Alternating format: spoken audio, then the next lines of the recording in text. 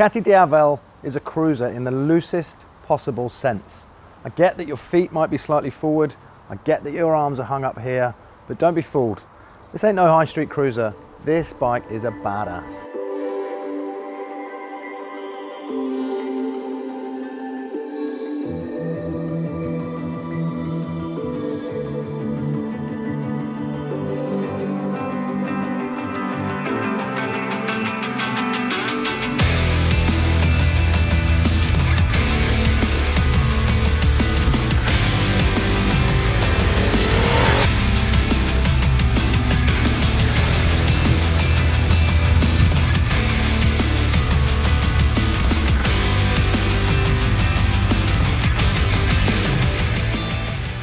Diavel has been around since 2011. I was on the launch of that first bike back in the print days, so there's no real video footage for us to look at, but over the years Ducati has tried, and I think not necessarily failed, but they found their feet with this bike now.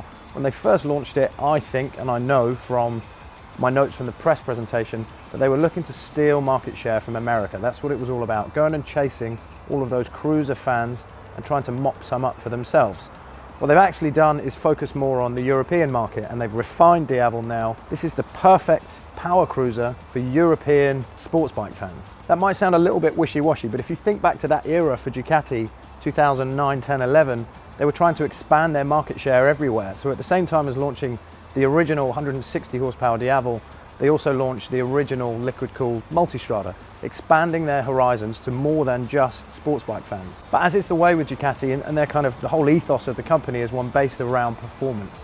They can't just build a cruiser, they've got to build the fastest, scariest, kind of best performing cruiser you could possibly find. And that's exactly what this bike is.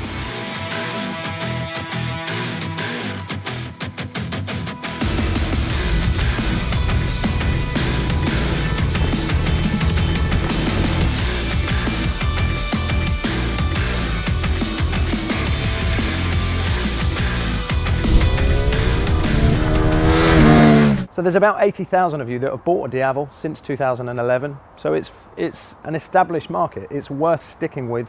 As they told me in the press presentation, usually when they launch a new bike into a new sector, it takes a year or two for that bike to find some traction and to, and for us to buy these bikes and tell our friends that they're good and they're worth a look. What they found with Diavel in particular was the first 4 years across the whole of Europe, it had the same amount of sales every year for the first 4 years. What they usually expect is lots of hype and expectation when a bike is brand new, people placing pre-orders, they buy those bikes, and then sales seem to just tail off as the years go by, which is why you get new versions every 3 or 4 years to try and maintain that sales pattern. With Diavel, sales were immediately strong, and they remain the same for the first 4 years. What that told Ducati was exactly what they hoped. People were ready for a performance-based, cruisery thing, million-mile-an-hour sofa armchairy thing. Still not quite sure what this bike is. That's a bit rich, actually. You can clearly see what this bike is trying to be. It's a cruiser, but like I was saying with Ducati, they've stolen elements from the family. So there is a little bit of superbike in this. There's also a little bit of monster. In fact, the first Diavel was almost called Mega Monster, and all the way through the project, before it was released to the public, everybody at Ducati just referred to that bike as Mega Monster. You can see why. But in creating a cruiser like Diavel, they had to just break new ground and push away from it looking identical to Superbike and Monster. And I think they've pretty much nailed it.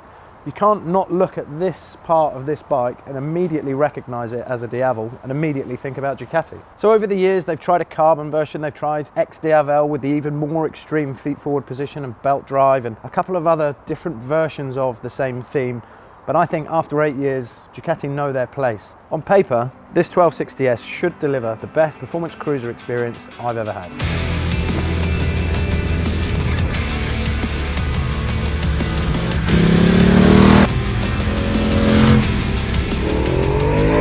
Some technical details, some numbers. This is an EU4 compliant 1262cc L-twin. It delivers 159 horsepower at 9,500 RPM. It generates 95 foot-pounds of torque at 7,500 RPM. The fuel tank, that's a fuel tank, it's 17 litres in capacity.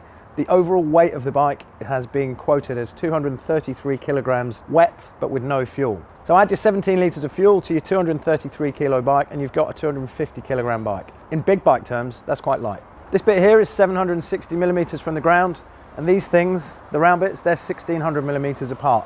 The Rake and Trail on this new bike has been slightly reduced over the old Diavel, so we're at 27 degrees of rake and 120 millimeters of trail. The S model benefits from a host of parts that I think distance it from the standard one. From front to back, this has M50 rather than M432 calipers. It has Öhlins fully adjustable forks. It has a fully adjustable Öhlins shock. Also gets some neat detail touches that you can't see that I'm touching here in the seats. The wheels are cast and then machine finished rather than the standard ones, which are just cast wheels. Also as standard, you get the quick shifter, you get the daytime running light and the multimedia system. All of those are standard on the S. Some of those you can buy as accessories on the standard model. One last thing before we get to my riding impression is the system that you use, the bits that you navigate around.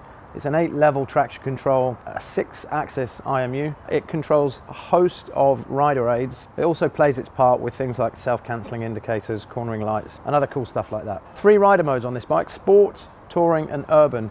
Each one is fully adjustable quite easily as well. It's quite simple to navigate in and around the systems and personalize how you have these things set up. But in short, Sport is full power, Touring is medium power, and Urban is low power. So much like we did with the Multistrada 950, I'm not just going to stand here and waffle at you about how I think the bike performed earlier on. I'm going to cut to myself now, who's going to tell you really well just how good each of the parts on this bike feels. Let's start with brake.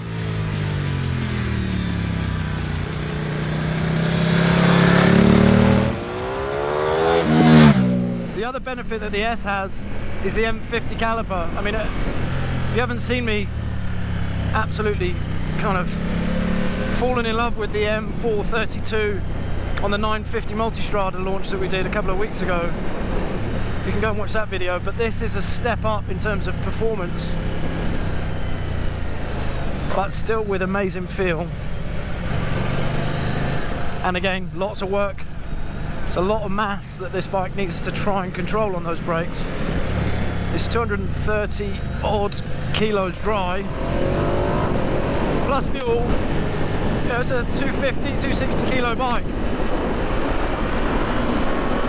And it's rapid. We've done the Ronda Road up and down today, plus a load of other stuff. I haven't had any brake fade all day, just consistent performance from them. I could just cut back to me now to tell you all about the motor. I'm going to take this opportunity to tell you again just how strong this motor is. It is so fast. Not only is it fast, it's tractable, usable. There's a beautiful spread of torque. The torque curve basically looks like this. It makes the same torque at the start as it does at the end. It's perfect for a big bike like this. But interestingly, the power is usable all the way up to that peak at 9.5. The power that it makes is so accessible because of how easy it is to get at thanks to that quick shift. There is such a hot rod feel to this thing. 159 horsepower. From that 1260 motor is shitloads, 95 foot-pounds of torque, also bucket loads. Square this one off, give it a squirt out, or see patches of wet still. Yeah, a shitload of performance from a really, really capable motor. And what is this? Cops? Oh no, they're egging us on. Oh, they are egging us on. Yeah, stacks of performance, readily available, accessible, massive performance. Flies out of corners, flies in a straight line. I did get the feeling a couple of times this morning that when I was chucking a load of gas into the thing, it's not that the rest of the bike can't cope, it can definitely cope. There's just so much to cope with in terms of punch and mass. You've got to make some allowances for that weight, for this riding style, for this kind of bike. Only a fool would look at this bike and say it's not as good as a sports bike, because it's not really supposed to be a sports bike. And if you're comparing those two, well, you're an idiot.